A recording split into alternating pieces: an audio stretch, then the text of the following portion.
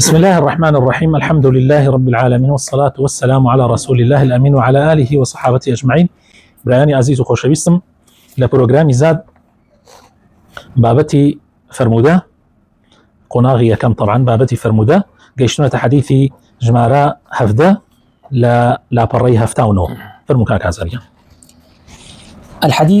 الحديث السابع عشر عن أنس بن مالك رضي الله عنه عن النبي صلى الله عليه وسلم قال: ثلاثة من كن فيه وجد حلاوة الإيمان أن يكون الله ورسوله أحب إليه مما سواهما، وأن يحب المرء لا يحبه إلا لله، وأن يكره أن يعود في الكفر كما يكره أن يقذف في النار. لأنس كري مالك خالد الرازي بها توكوا في غمري خواه صلى الله عليه وسلم فرمويتي سيشت هيا لهر كسيكا هبه براسي تشيج وشيريني إيمان هست بيكا، يعني أوكاتا هست بلزتي إيمانك. يقينا أن يكون الله ورسوله أحب إليه مما سواهما. خواه في غمري خواه صلى الله عليه وسلم لهمو كسيك خوشوي السربي للاي لهمو كسيك خوشوي السربي، وأن يحب المرأة لا يحبه إلا لله. هر کەسێکیش کە خۆشە دویست تەنها لەبەر خاتری خوای پەروەردگار خۆشە دوێ. وأن يكره أن يعود في الكفر كما يكره أن يقذف في النار. حەز نەکەی جارێکی تر بگەڕێتەوە بەسەر کوفر و بێ ئیمانی پاش ئەوەی کە خوای تەعالا ڕزگاری کردی لە کوفر و لە بێدینی، وەکو چۆن حەز ناکەی بخرێتە ناو ئاگرێکەوە ئاوا حەز نەکەی بگەڕێتەوە بەسەر کوفر و بێ باوەڕی. شرح المفردات طبعا متفق عليه حديثك، يعني بخاري ومسلم هردو كان لا أنس كري مالك ويجرنوا. بل شرح المفردات يعني كلمة كان وشكان يم حديثة شرحك. وجد حلاوة الإيمان أي انشرح صدره للإيمان وتلذذ بالطاعة والتحمل المشاق في الدين. بل وجد حلاوة الإيمان يعني ضلي كراية ضلي أكريته وضلي سينجي فراوان أبي حس وبتشيجي طاعتك وزياتر برجينا راحت كان أكري لنا ودينه. لا يحبه إلا لله أي لا يقصد في حبه غرضا دنيويا، بل يحبه لله تعالى. لا يحبه إلا لله يعني هيش ما بستكي نبي هيش غرضك الدنيوي، يعني هيش ما بستكي دنيوي نبي تنحى على بالخاطر إخوة أو كسي خوش به أول بس لا يقصد من حبه غرضا دنيويا. الشرح الإجمالي للحديث. بختي شرح أم حديثة. هذا حديث عظيم وأصل من أصول الإسلام، فللإيمان حلاوة روحية ولذة قلبية لا تعدلها لذة أخرى. أم فرموديكي زور قورية يكي كلا بنشينكاني آيني بيروزي إسلام براسي إيمان شيرينيكي الروحي لذتك الروحي هي ولذتك ضلي هي هيش لذتك تر ناقا بو لذة تشيجة، يعني تشيجيكي الروحي تشيجيكي ضلي هي هيك تشيجي كتر ناقاتا أو تشيجة، ولكن لا يتذوق هذه الحلاوة إلا من وجدت فيه الصفات الواردة في الحديث، وهي طبعا هيك كسيك أو حسب تشيجي أو شيرينيا ناكا إلا أبي أم صفاتانيتي أبي كلام حديثة باس كراوة أوش بريتين لمعني خواروا. أن يكون الله ورسوله الصفة الأولى أن يكون الله ورسوله أحب إليه مما سواهما. قال في غمري خواه صلى الله عليه وسلم للاي لهمو كسي خوشوي به، أي أن يتغلب الحب الإلهي على نفسه ويسيطر على كل عواطفه ومشاعره، فيكون حبه لله ورسوله أقوى من حبه لوالده وولده وماله وجاهه. أفرمي أوندا خوشويسي إلهي ظالب به بسر نفسه درونيا، ئەوەندە سۆزەکانی هەستەکانی داگیر بکە تا خۆشەویستی خوا و پێغەمبەرەکەی بەهێزتر ئەبێ لە ناو دڵیا لە خۆشویستنی باوک و دایک و لە خۆشویستنی مناڵەکانت و لە خۆشویستنی سەروەت و سامانت و پلەپایەکەت. بل أقوى من حبه لنفسه ومن كل شهواته النفسية. بەڵکو لەوەش بەهێزتر بێ لە حب لە خۆشەویستی نفسی خۆی، يعني حتى لنفسي خوشي خو بيغمري خوي خوشتر بيه ولا همو ارزو كاني او ارزواني كنفسه دروني انسان حزيليكا. وهذه هي حقيقة الإيمان التي إذا بلغها العبد كان هواه تبعا لما جاء به صلى الله عليه وسلم. أما راستي إيمانه كوا أو راسي أجر إنسان بيجيشت أو كاتانا هوا وأرزوكاني ببيج شريعتي خوف غمرك أبي صلى الله عليه وسلم. ومن علامات ذلك كمال الطاعة. نشان كان أوي كتو خوف غمري خوات لها ممكن سيخوشتر بيوت شيا توابي بيرايلي وتمام المتابعة أو بري شن كوتني. ولهذا قال ابن قدامة: من أحب الله لا يعصيه. هلا بدأ ابن قدامة فرميتي هركسي خواي خوش بمعصيته بيجوي خواناكا. هركسي خواي خوش بيجوي ناكا. ومراده أن الحب الإلهي الكامل يحول دون المعصية. ما بستي ابن قدامة أويك خوشويستني تواوي إلهي، يعني خوشويستي تواوي إلهي إنسان منعك على معصية تاوان، لأن حلاوة الإيمان وحب الله تمنع من كل ما يغضب الله. أو كاتح خوشويستني خوا وأكا كمنعتك لحرشتك كخوات ربك. أما صفتي يكم كأبل إنسان هابي هو هزبر تشيجي إيمانك. الصفة الثانية الصفة دوم أن يحب المرء لا يحبه إلا لله. هركس يكتخوش بيس إلا لبر خاطري خوا خوش بيه ليرا مرء، يعني ما بس كس ما بس مرأنية ما آفرتنية ما بس خوش بسني كسيك هركسيك. أي أن يحب أخاه المسلم محبة خالصة، يعني براي مسلمان أو نخوش بيه خالص، يعني كاتي خوش تبيه خالصا لبر خاطري خوا به، ابتغاء مرضات الله لمزية دينية موجودة فيه. والله لبر خاطري خوا خوش بيه لبر أوي أو كسا هنا كي ديني تيايا، يعني شتي يعني لبر هو كاري كي ديني كجاية كاتو لخال كيتر، أو فائدة شرعية يستفيدها منه، يعني لبر سوديكي شرعي كلا أو وليجري من علم نافع أو سلوك حسن أو إصلاح أو صلاح أو عبادة لا لمصلحة دنيوية. يعني تو لبر فائديكي شرعي طبعا يا لبر شيء يا كم خاليان وانت يا لبر وي مزيتي كتيا كجايه كاتو خالكي تر، يعني شتي كتيا صفتي كتيا جايه كاتو خالكي يا لبر وي تو فائديكي الشرعي لا اول اجري علمي شرعي لبر علم شرعي كخوش تبع علمك يسود بخش، يعني لبر اخلاقي كي جوان كلو كسيا هي يعني لبر بياو شاكيتي يعني لبر عبادتك نك لبر مصلحتك دنيوي. الصفة الثالثة صفتي السيم أن يكره أن يعود إلى الكفر كما يكره أن يقذف في النار. حزنك أبقرته بكفر وكشون حزنك براتنا وأجري جهنم فردريتنا وأجري جهنم. أي أن تخالط قلبه بشاشة الإيمان فيكره الرجوع إلى الكفر بعد أن هداه الله إلى الإسلام، كما يكره أن يلقى في النار لعلمه يقينا أن الكفر سبب لدخول فيها للخلود فيها. يعني أولا إيمان تيكلب يعني ناو دلي ببه حزنك أبقرته بوسر كفر دواء أويك أخوي تعالى هدايتي دا بوسر الإسلام وكتشون حزنك أبقرته بناو آقر أو حزنك أبقرته بوسر كفر چونك يقيني هيا علمك يقيني هيا أم ككفر إنسان خالد دي أبدي أكاد ناو آقر جهنم، يعني بحتى هتاي إخاتا إيالة آقر جهنم. فوائد الحديث سودكاني أم حديثة من أصول أهل السنة والجماعة الموالاة والمعاداة في الله تعالى. لبنا ما كان أهل السنة والجماعة موالاة ومعاداة، يعني دوستايتي ودجمنايتي لبر خاطر إخوة، ولها مكانة عظيمة في الشرع. أنا طبعا جايكي زور قوريه لنا وشرعي إسلامه تتضح من الوجوه الآتية. لم روانقانوا كباسيكين رونا بيتوبة مان، يعني كشوني موالاة ومعاداة شن دوستايتي ودجمنايتي شن قوريه لإسلامه. أولا يكم أنها جزء من شهادة لا إله إلا الله. بشك لا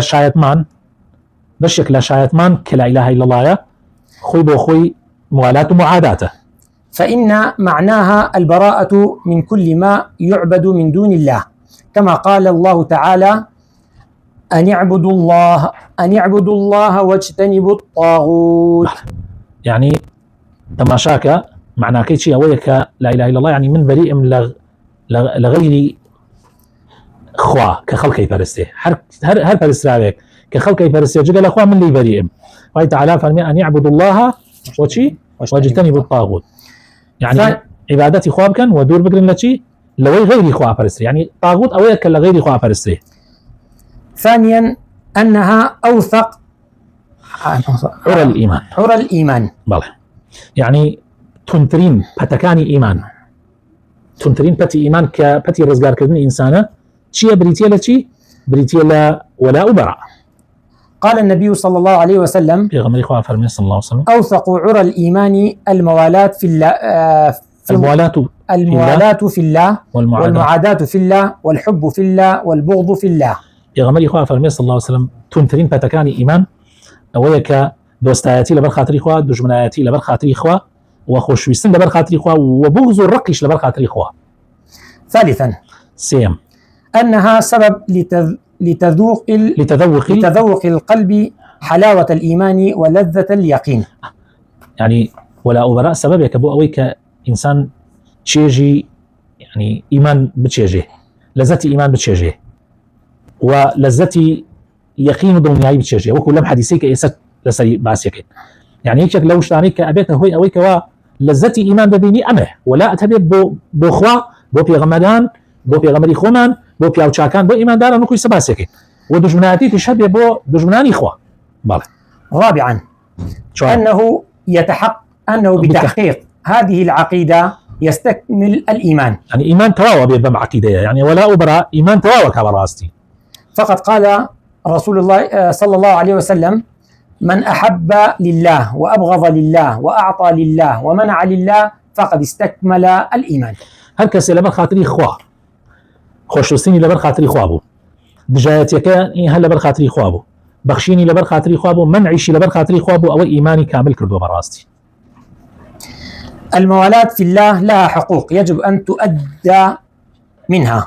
طبعا أمريكا يسبع اسمان كرد دري خاك ولا أبراء كان يعني جرينجا أم جادين سروي ولا لبر خاطري إخوة خوشوستين لبر خاطري إخوة بريك ما في هي في ويسا جيبا كريه أولا جيبا كريه بالله يكم الهجرة من بلاد الكفر إلى بلاد المسلمين ويستثنى من ذلك المستضعف ومن لا يستطيع الهجرة لأسباب شرعية. الله موالاة لبر خاطري إخوة يكم يعني أويا كتو لولاتي كفر نميني لولاتي كفر نميني كوج بكي بو ولاتي إسلام لولات كفر ددشي بو ولاتي إسلام أما بري خلقي ليه جابيته وكسيك أجل مستضعف ناتواني بيت كسي ناتواني هجرة بكاله بل هل وكالي شرعي أجينا تو أبي كوج بكي لولاتي كفر بو ولاتي إسلام يسعك صوبوتو وابنا مانده.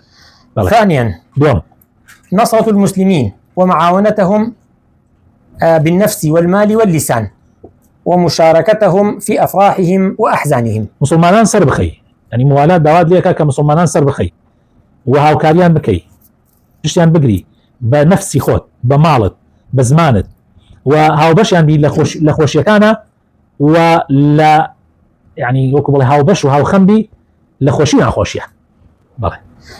ثالثا أن يحب للمسلمين ما يحبه لنفسه من الخير ودفع الشر وعدم السخرية منهم والحرص على محبتهم ومجالستهم ومشاورتهم. سيم أوي بو خطوة خوشة يعني أمام لموالاتي دينه يعني ولا أبراء ما مسألة كختلة ولا أتبو إسلام أويك أوي بو خطوة خوش بي مسلمان مش بيتخوش بي لخير لويك خير الدسكوي لويك شر اللي بدور به لويك قالتين بينكي ودائما سور بي لسر خوشويستنيان لسر دانشتن لقليانا لسر راويش فيها كردنيان.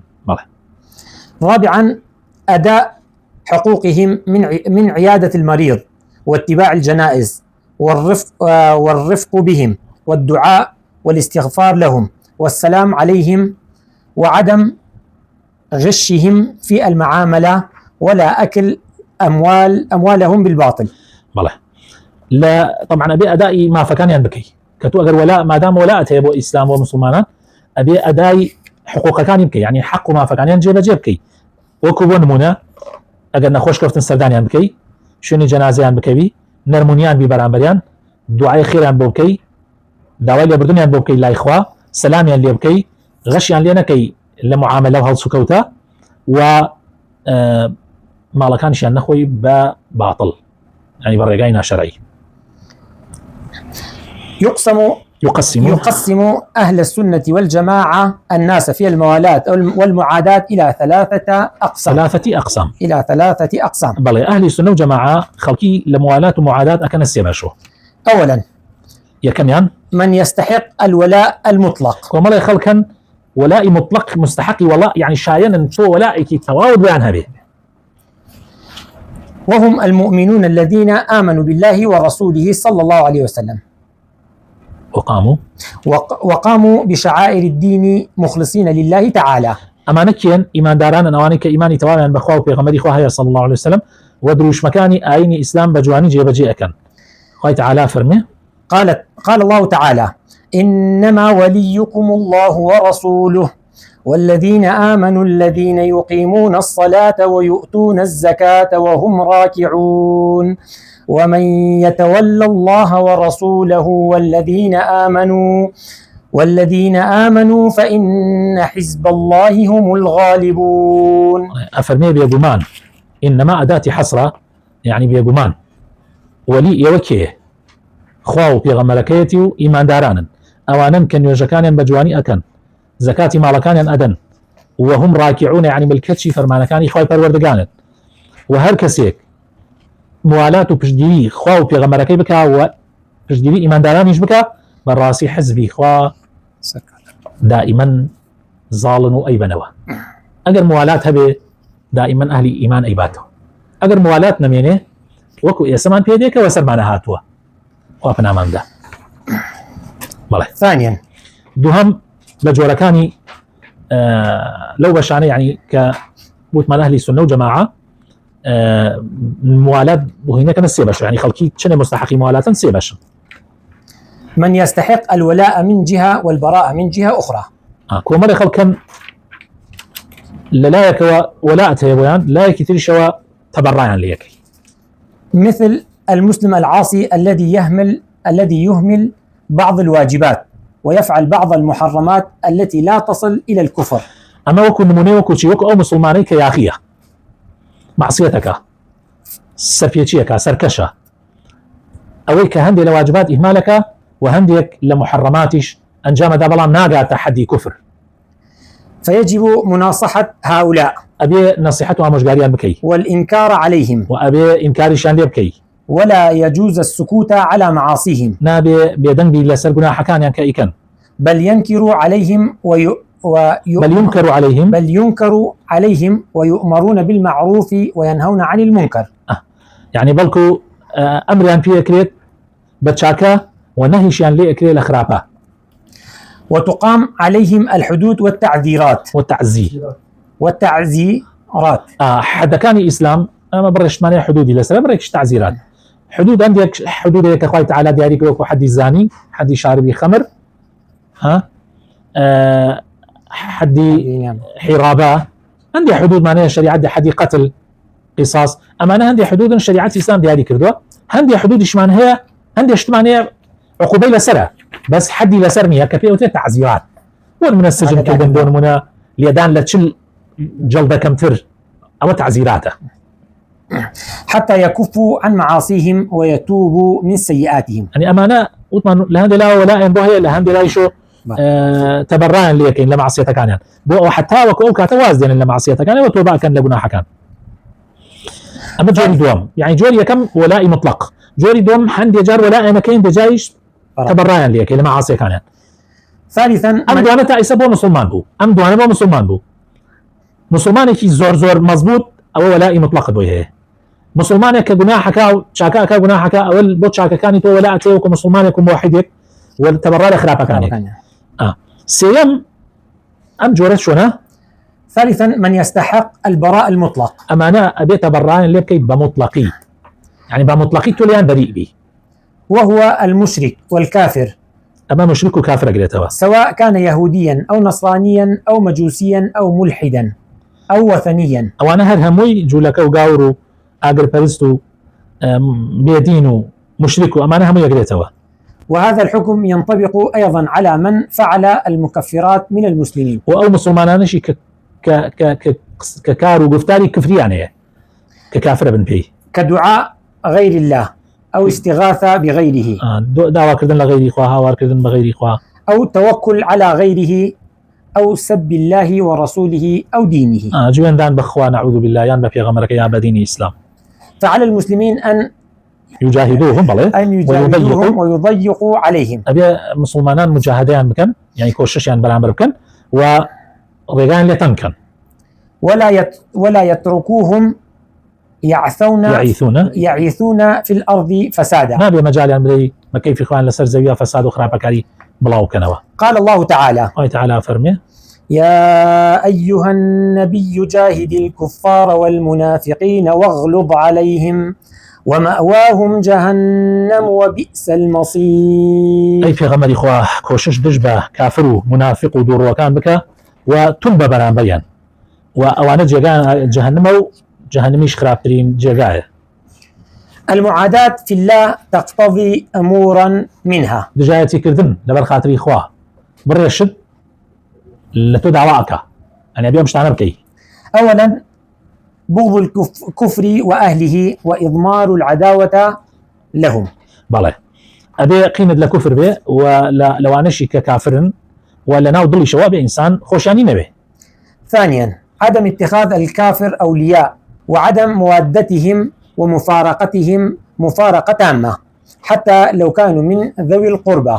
ئەڵێ ئەبێ کافر يعني کافرەکان نەکەی بە ئەولیای خۆت و نابێ دۆستایەتیت هەبێ بۆیان و ئەبێ بە یەکلایی کەیتەوە لەگەڵیان حتا وەکو گەر خزمشت بێ. ثالثا هجر بلاد الكفر وعدم السفر إليها إلا لضرورة مع القدرة على إظهار شعائر الدين. أبي هجري ولاتي كفر بكي، يعني نشي تخنيا ونابي سفر بولاتاني كفر بكي مگر زور ضرور بي كسفري شد كرد أبي بتواني لو الدين داريتي وعشرة بكي. والله. رابعا شوارم عدم التشبه بهم فيما هو من خصائصهم دينيا والدنيا. نابي تشبه يعني لا سعي كافر كان بكيتوا لو شتاني كتايبت منديد أوان تايبت منديد ديني يا دنياي. فالدين كشعائر دينهم الظاهرة والباطنة. دين وكو أو شتاني كأوان وكو شعيرة بروش أيكن يتر أشكرها يعني أشكرها كان يشتن هنا كان. والدنيا كطريقة اللباس ونحوه. دنيا كان يشوكو وكو جل بوشين ويتر أو شتاني وكو جل بوشين ويا كتايبتها بأوان. مما هو خاص بهم. أو كتايبتها بأوانه ولم ينتشر في المسلمين. لأنه مسلمانان بلاو نبوتو. لأن ذلك يورث نوعا من المودة والموالاة في الباطن. يعني هو كجورك لخوشويسيت هبي بويان. خامسا ينجم ألا يناصر الكفار ولا يمدحهم ولا يعينهم على المسلمين ولا يستعين بهم إلا عند الضرورة ولا يركن إليهم. بله نابي كافر كان سر بخي نابي مدحيان بكي نابي هنا يعني يارمتيان بيدج بمسلمانان نابي بشتيان ببسي مگر زور ضرورت به ونابي وكو بريبيان كي تبال بشتي خود وبشتيان بيو بدي چونك اوان بشت بردن لهركاتك هذه. بله. سادسا ألا يشاركهم في أعيادهم ولا يهنئهم عليها. نابي بجداري لججنكان يعني بكي ونابيتيش بيروزبايان ليبكي. سابعا ألا يستغفر لهم ولا يترحم عليهم ولا يبدأهم بالسلام. نابي داوای يعني دعاء بو بكي داوای لبردنيان بو بكي رحمتيان بو بنيري ونابيتيش دست بيشخر بي سلام كردن ليان. محبة ملاحظة كي جرنج العراق. محبة رسول الله صلى الله عليه وسلم تابعة ونابعة من محبة الله سبحانه وتعالى. محبتي في غمري خاص صلى الله عليه وسلم لمحبتي خواوة ورجيره. فقد قال صلى الله عليه وسلم أن يكون الله ورسوله أحب إليه مما سواهما. أن يكون الله ورسوله أحب إليه مما سواهما يعني في غمري يعني خواو في غمري خاص صلى الله عليه وسلم يعني لها مكسي خوش ويستر يعني خوش ويستر بيلالات. ولم يقل ثم رسوله. نيو قاش عن رسولك بلك ولا قال خوايا نايفر. فالإنسان يحب الرسول بقدر ما يحب الله. بله إنسان بيغمري خواي صلى الله عليه وسلم خوش چنيك خوات خوش بي أو أبي بيغمركيش خوش بي. فكلما كان لله أحب كان للرسول صلى الله عليه وسلم أحب. چنيك خوات زياتر خوش بي أو أنا بيغمركيش زياتر خوش بي. لكن بعض الناس يحب الرسول مع الله ولا يحب الرسول لله. هنيا كسيا بيغمري لقل خوايا خوش بي نك بيغمري لبرخات الخوا خوش بي. فتجده يحب الرسول صلى الله عليه وسلم أكثر من محبته لله. أبيني هنيا كسيا بيغمري لخوا خوش تربي. أي يجعلونه شريكا لله في المحبة. أي كان هاو بشي خوا لمحبته خوش بيسيا. بل أعظم من محبة الله. بل كواندي كان لوش زياتر. وهذا نوع من الشرك. أمش طبعا جولك للشرك.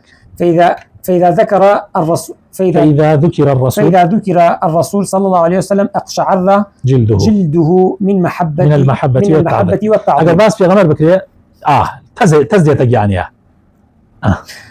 لكن إذا ذكر الله فإذا هو بارد لا يتأثر. أقل ناوي خوا بينري سيركي اعتيادية والسعر ده وهيش كاريجريت يعني. فلا تنفعه هذه المحبة لأنها محبة شركية. أما محبته سودي بينا جينا شو كمحبته شركية ودعوة كارم خوي تعالى لو كسالما نجي رك شريك وخوا قرارا اللهم إنا نعوذ بك من أن نشرك بك شيئا نعلمه ونستغفرك مما لا نعلمه. وصلى الله وبارك على حبيبنا محمد وعلى آله وصحابته أجمعين.